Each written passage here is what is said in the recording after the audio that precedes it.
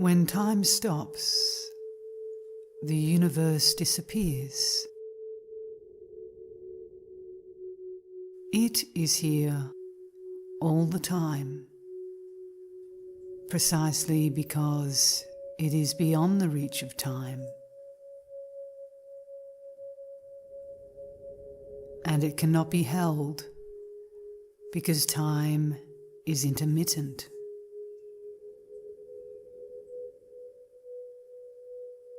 It is present in every now moment, between the tick-tock of serial manifestation,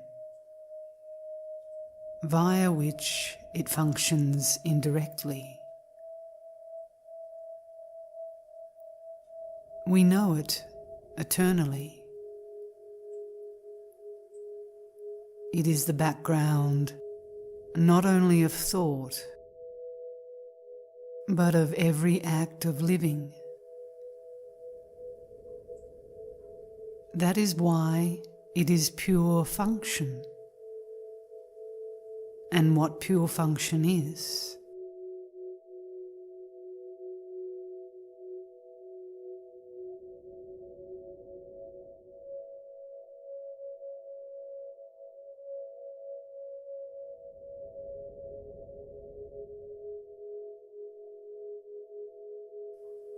Mumon said, "It is too clear, and so it is hard to see." A dunce once searched for a fire with a lighted lantern. Had he known what fire was, he could have cooked his rice much sooner.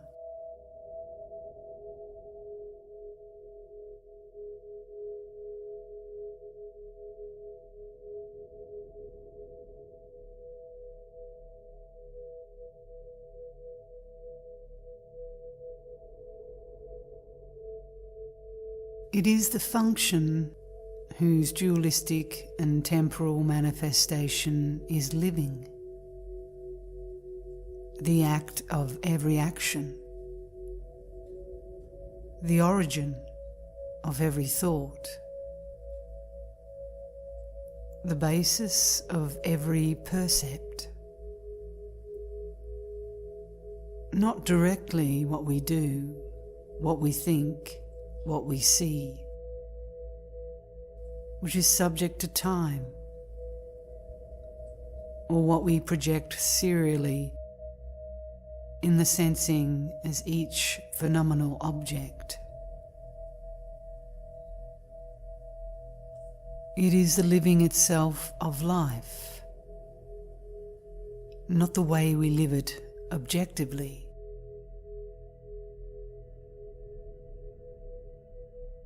The awakened can live directly. We live indirectly. But even indirect living is ultimately it.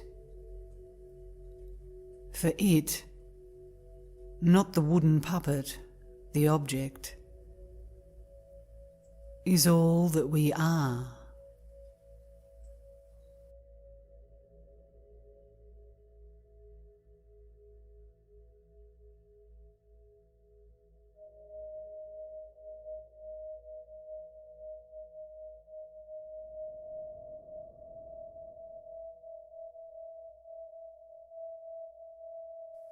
Ramana Maharshi said,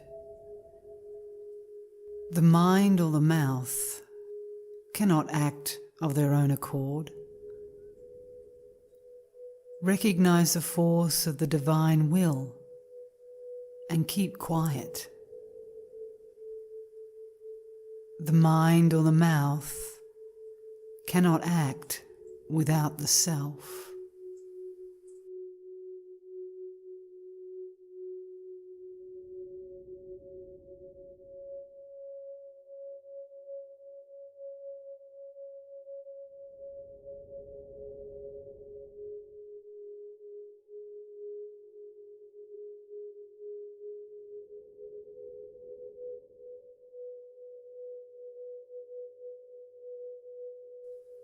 Since we are obliged to use dualistic language in order to communicate understanding, we should be well advised to use words in a manner that is verifiable. That is, in a way that is etymologically correct.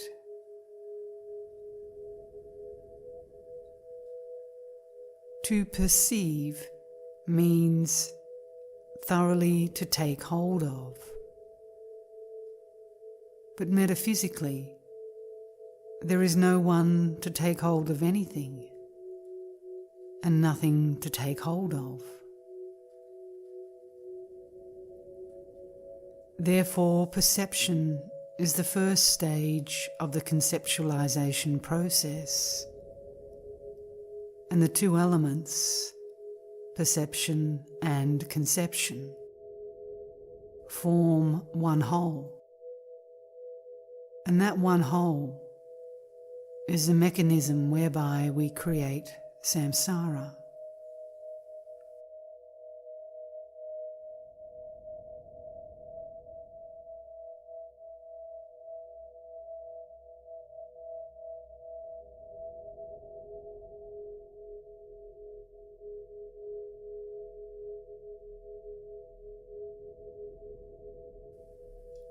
What we are required to do is the contrary, to lay everything down, to be nothing, to know that we are nothing, and thereby to leave behind the whole process of conceptualization. So doing, we cease to be that which we never were, are not, and never could be. That, no doubt, is nirvana. And since nothing is being conceived, nothing is being perceived, and nothing is being projected via the psychosomatic apparatus, which itself is a conceptualized percept.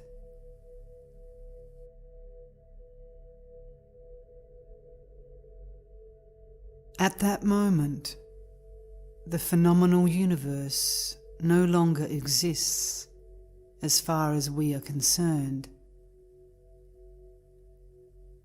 We are sitting in a Bodhi mandala,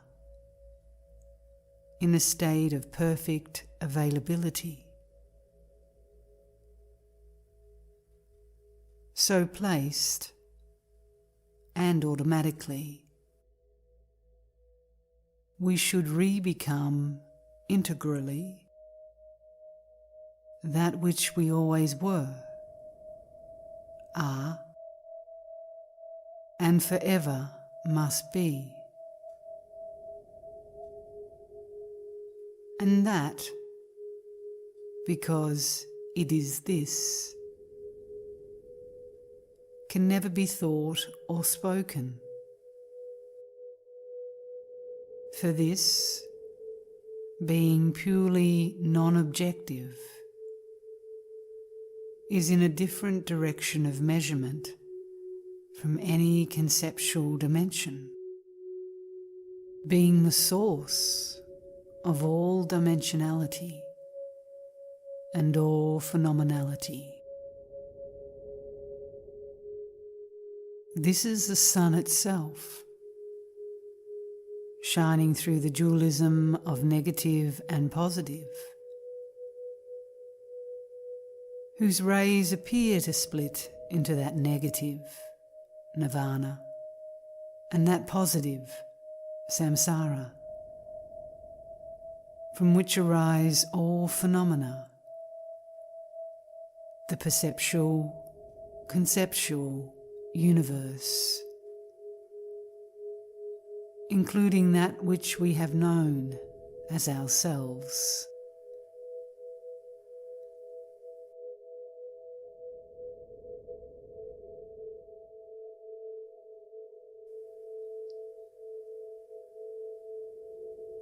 I am that I am, said Yahweh, which no doubt means this which I am. We too are this which we are, for this is everything that ever was, is, or ever could be.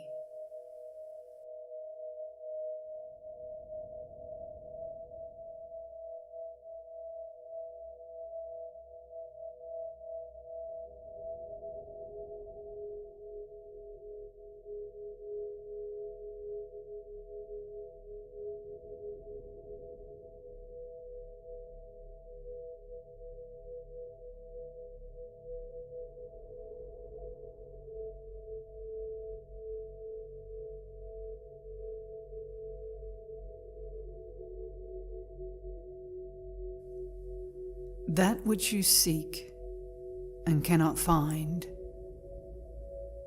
is the seeker. The reason why the Dharmakaya cannot be found or described is that ultimately it is the seeker, the describer, that is seeking,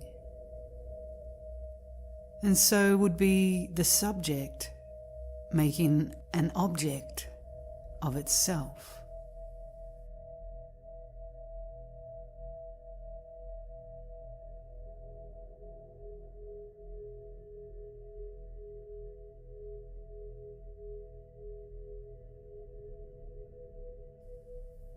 Every time you try to name this here now, you are an I trying to see itself.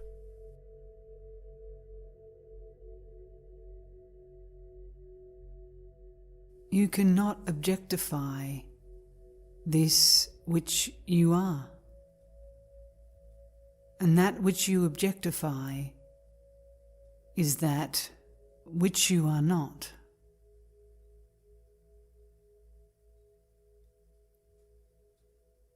This which is seeking is that which is sought,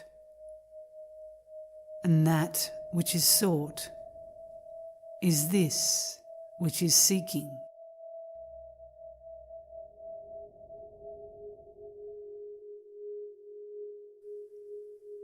Dharmakaya is just mind,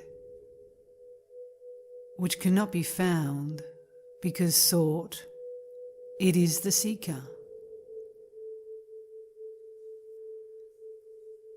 And sunyata, void, is what an eye does not see when it tries to look at itself. But there is no Dharmakaya, no mind, no sunyata, no thing whatever to be sought. And there is no thing whatever to seek any other thing. Nor is there anyone to experience their total absence, which is also their own.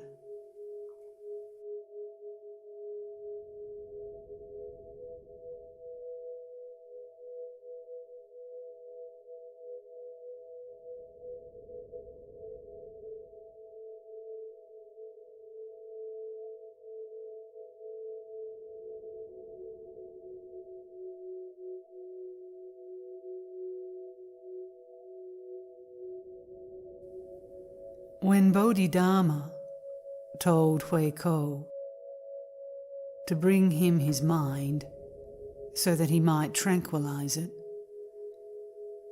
and Wei Ko failed to find it, Bodhidharma said, "There, you see, I have tranquilized it for you."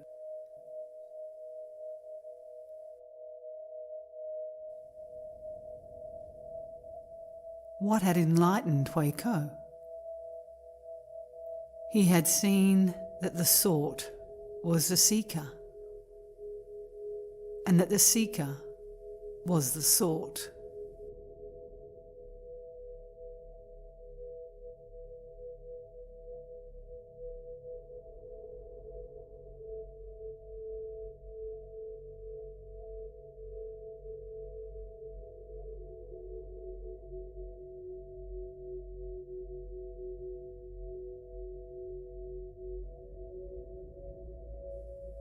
When Huang Po said, "You cannot use mind to seek mind, the Buddha to seek the Buddha, or the Dharma to seek the Dharma,"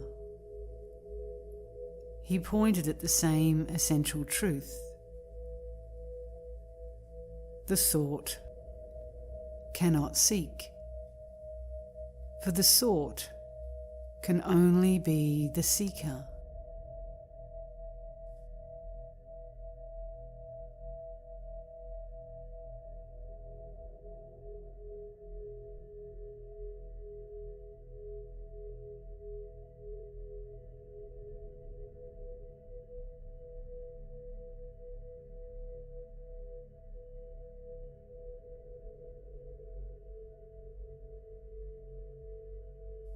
Padmasambhava, the Supreme Master, said, "There are no two such things as sought and seeker."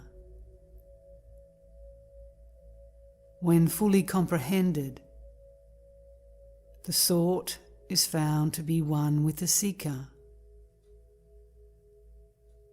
If the seeker themselves, when sought, cannot be found, thereupon is attained the goal of the seeking, and also the end of the search itself. Then nothing more is there to be sought, nor is there any need to seek anything, inasmuch as from eternity there is nothing whatsoever to be practiced.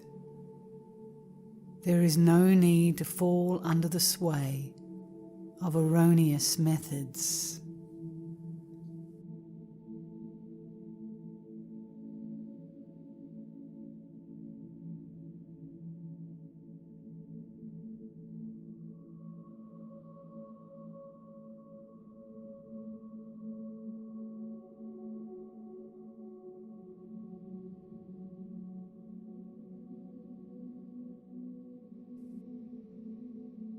In all these statements, this understanding is the understanding of all that is to be understood, of all that need be understood, perhaps of all that can be understood. For is anything else fundamentally and entirely true? Here again, the integral understanding of this is itself the awakened state. And the only practice is seeing this, which is awareness, which is this which an eye cannot see when it looks at itself. Practice is deepening understanding, for understanding is first an intuitional glimpse of the truth of this, then the obtaining of this intuitional glimpse at will, and finally the permanent installation of this in-seeing when walking, standing, sitting, and lying in public and in private, asleep and awake.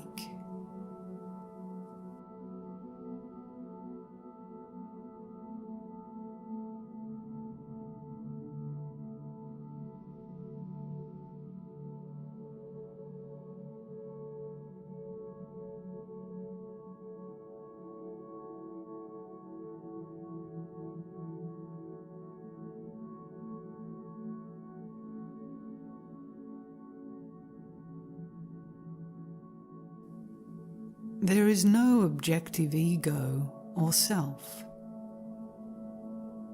Nothing of the kind could be as an object. Even the words themselves do not admit of it.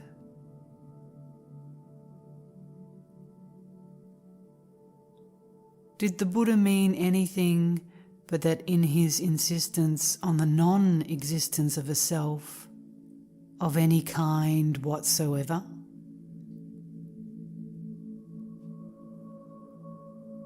I am, but not ever, not possibly, as an object.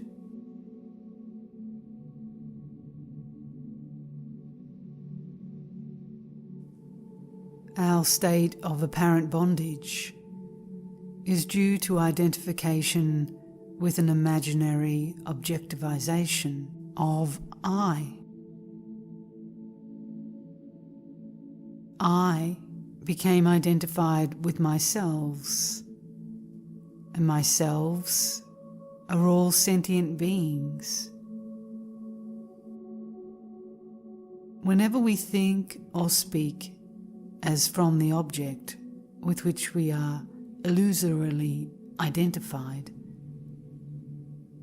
we are thereby making an object of subject.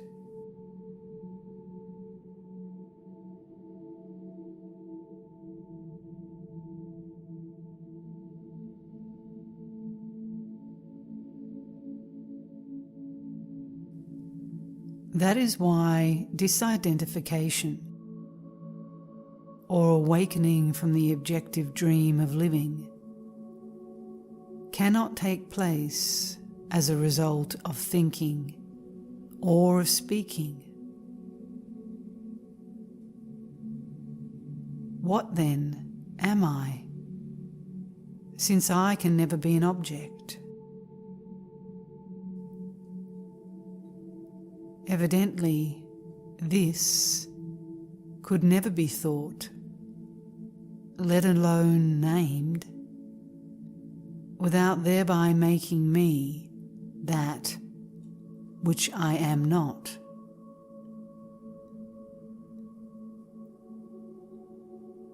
Perhaps one could say, I am, but there is no me. Or, you are pure I, but there is no you. For indeed, there is no I, but I am.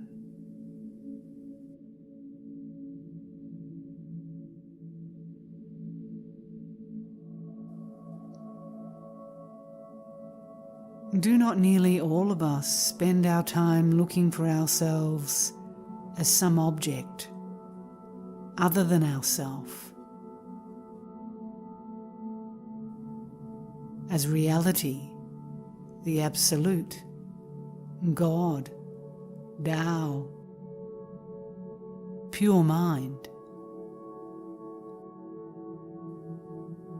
Is that not the quintessence of nonsense?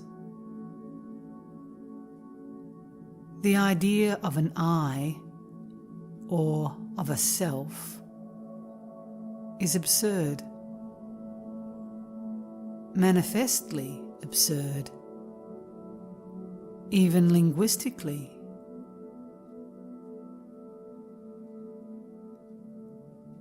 No I is, but I am.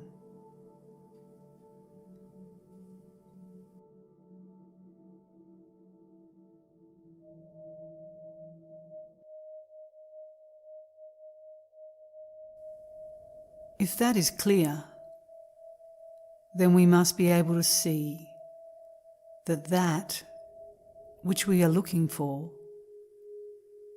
is not that, but this, and this is I am. There is no that and no this, no self and no other, no human and no God, no Buddha, Tao, Absolute, no reality and no unreality, no you or me. I am no object. You are pure I, and I am utterly absent.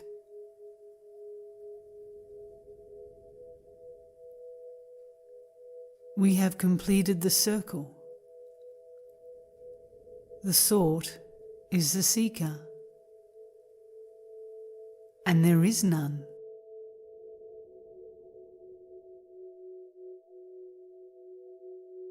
All else is just bondage.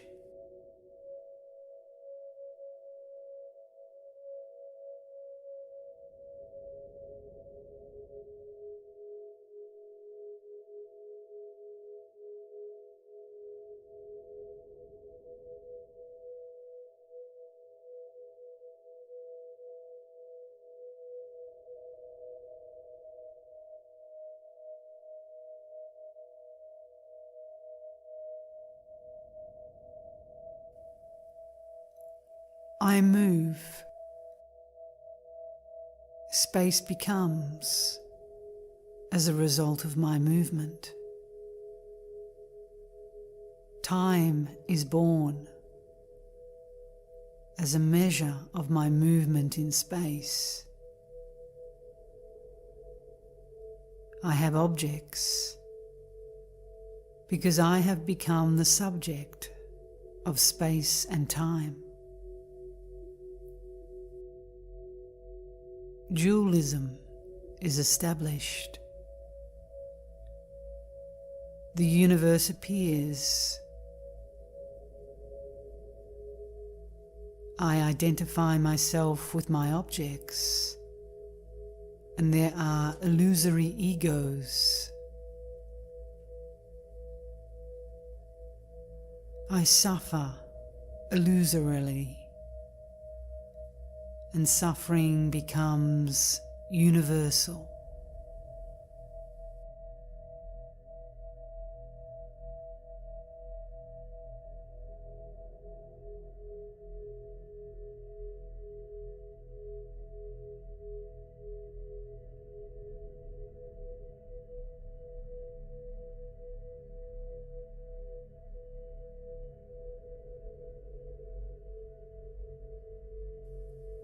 I repose. Space vanishes, for I have ceased to move. Time ceases, for there is no movement to measure. There are no objects, for I am no longer a subject. Dualism is no more. The universe disappears. There are no illusory egos.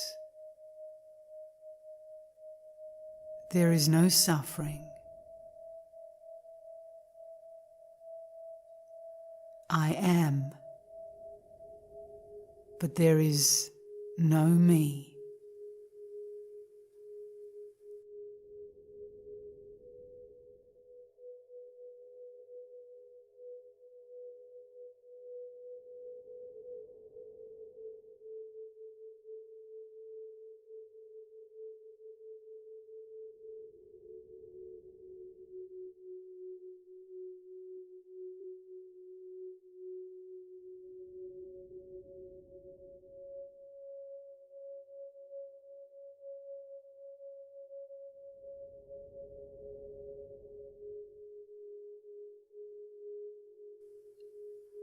There is no existence, no being that is other than conceptual. There is no existence or being that is not phenomenal. There are no such states as existence and being. They are only cognizable as phenomenal experiences, which are concepts in temporality.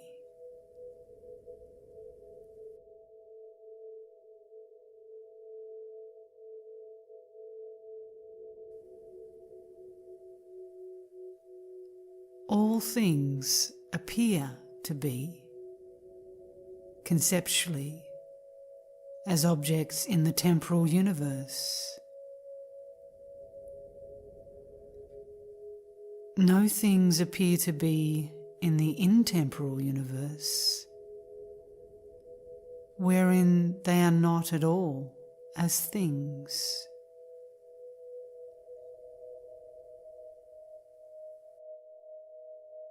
All things are potentiality in the intemporal universe, for herein there is only pure, unconditioned subjectivity,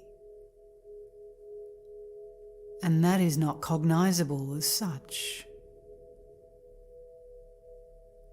It cannot be experienced at all, for even pure, unconditioned self-awareness is not aware of awareness.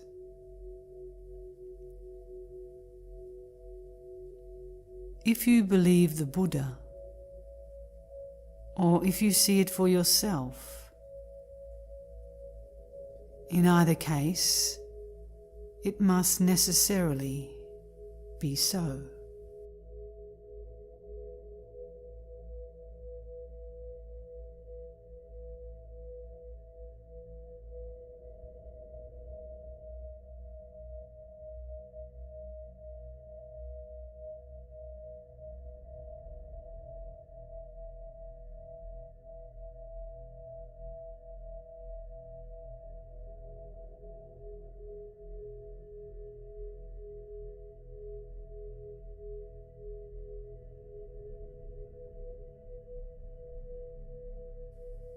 In the first dialogue of his treatise, Wei Hai asserts what amounts to the whole truth in one sentence. He says, illumination means the realization that illumination is not something to be attained.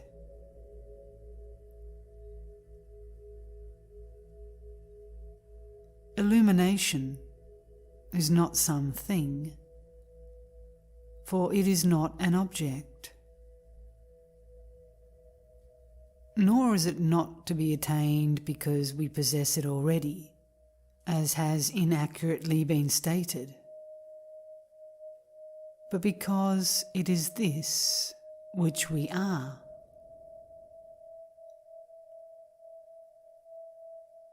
As that for which we are searching, it is illusory, for it is in fact this we who are searching. This we who are searching cannot be found either, for we cannot find this which we are by searching.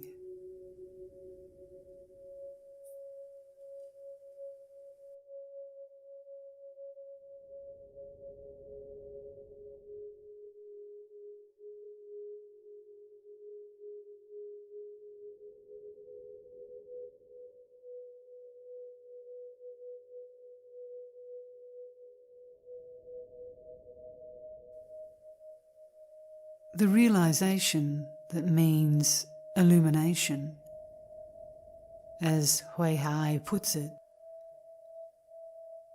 is the result of discovering that the seeker, who is the thought, is nowhere to be found. Why are they not to be found? Because there is no such object as a seeker, nor anywhere for them to be.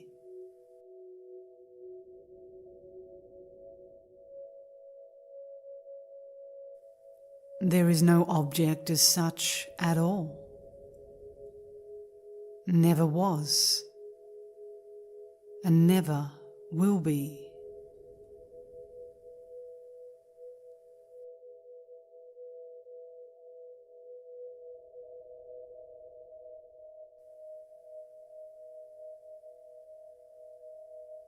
There is neither illumination nor absence of illumination,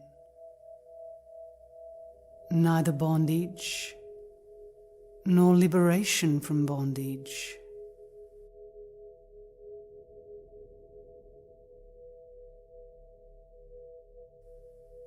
There is no one to be bound or freed.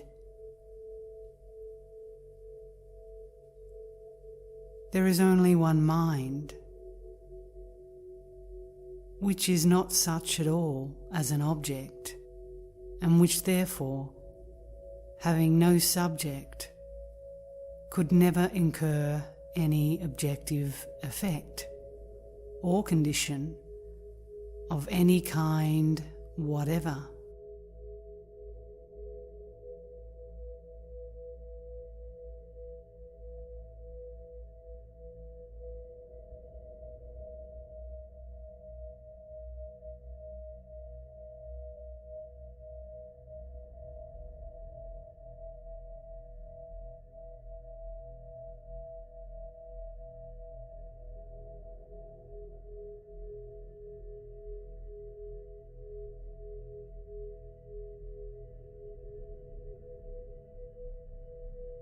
It is my phenomenal object, identified as me, that thinks itself bound and seeks to be freed. But it has never been bound, and it will never be freed.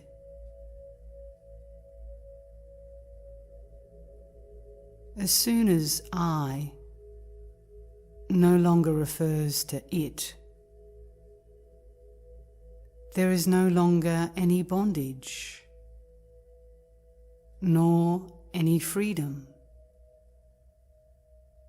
for such notions can no longer arise.